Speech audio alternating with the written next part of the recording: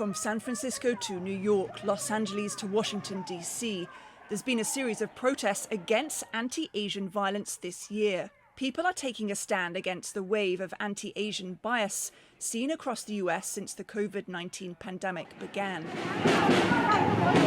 More than 10,000 people reported to law enforcement that they were the victim of hate crime last year, according to FBI data. Of those, there was a noticeable increase in attacks on people identifying as Black or Asian. The Stop Asian American and Pacific Islander hate group reports a surge in racism and discrimination. However, there's also been a rise in groups equipping people to de-escalate a situation. Non-profit civil rights organization Asian Americans Advancing Justice Los Angeles has a series of online virtual training sessions teaching people how to respond. This Asian American woman who was confronted in a restaurant and being verbally harassed, like in that situation, what would you have done? In partnership with the people-powered global movement Hollaback, courses include bystander training for people who want to help when they witness someone being harassed. The methodology that we train on is the 5 Ds of Bystander Intervention that Hollaback has invented. And so they've come up with the 5 Ds, which are distract, delay, document, delegate, and direct. And so in our training, we go through the 5 different Ds. But the point of all of these is that we want you to be able to de-escalate a situation, not further escalate it.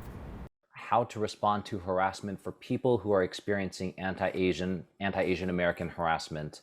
Initiatives with groups partnering with Hollaback have helped train 125,000 people in the US this year with Bystander Intervention to address anti-Asian xenophobic harassment. Yeah, Bystander Intervention, I think it empowers folks. It restores power, it doesn't leave the issue of feeling safe, of kind of ending harassment, crime, of taking care of each other to the government, to politicians, to law enforcement, right? It allows us to think about care on a community level.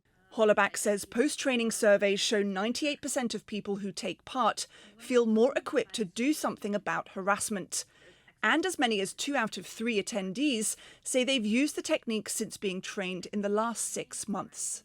A rise in hate crime and harassment against Asian Americans has been recorded by law enforcement agencies and civil rights groups.